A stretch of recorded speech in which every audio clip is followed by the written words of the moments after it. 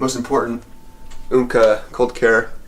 They're a sponsor of mine. I've been working with them to make a post-ride type of recovery, and I mean it's full of antioxidants and elderberry, real good for your mitochondria and your metamorphosis and things, science stuff. Whether you're sick or not, it's good to drink it.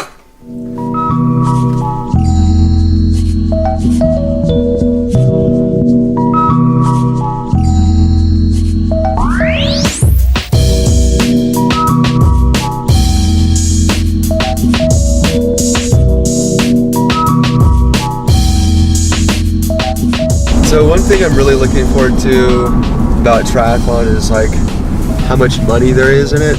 Like you just look at people's bikes and you know that they're winning a lot of money because everyone, even age groupers, are riding $10, $12, $15,000 bikes. So to pay for that, they must be winning a lot of prize money. So that's another reason I'm in it. It's because I figure it's going to be pretty easy to make, 6 figures a year just starting. It's one of the, I think, best kept secrets in this world of sports. It's like you can make a ton of money just doing triathlon. Like why would you try anything else? Like you probably don't even need a full-time job to support yourself. Looking forward to entering the 1%. I was an early proponent of compression socks. I was getting the diabetes ones at Walgreens, like 9 years ago. And I was mainly using them for long trips, like road trips. Do I use them in races? No, I'm not that dorky yet. Year before I did my first triathlon, or like 9 months or something like that, my wife, Adelaide, got hit by a car. A car pulled out in front of her, actually on this road, about 2 miles that direction, 3 miles that direction, and she went through the driver's side window and shattered almost every bone in her face, and got her face literally torn off from here over down to here to her shoulder, which required 700 stitches to fix.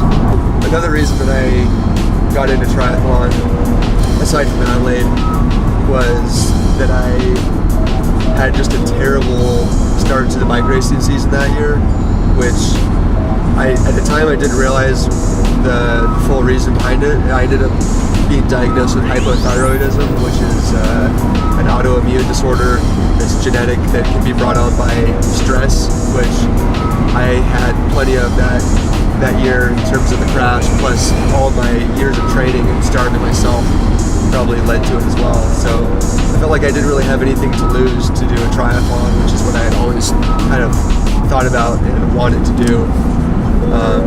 I certainly wasn't going to lose any fitness by doing a few swims and a few runs, every other week.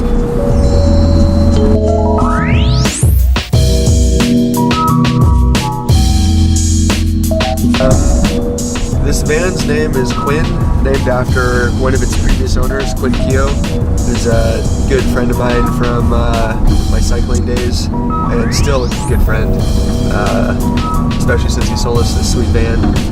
The bed is not long enough for me, so I sleep on the ground this direction, underneath Adelaide. Also outfitted with a pretty awesome TV that turns on occasionally. It probably won't turn on now. But well, my goals for 2016 will be to,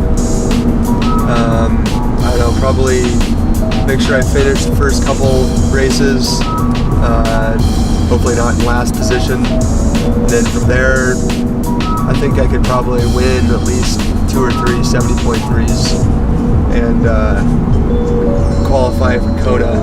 And I think like a top 5 wouldn't be too bad for my first professional year doing Kona. I mean, I don't want to set my goals too high because that just makes me look really egotistical. So yeah, I think winning is kind of maybe out of the question, possibly, but I think at least top 5, 4, 3. I don't see why that's unreasonable.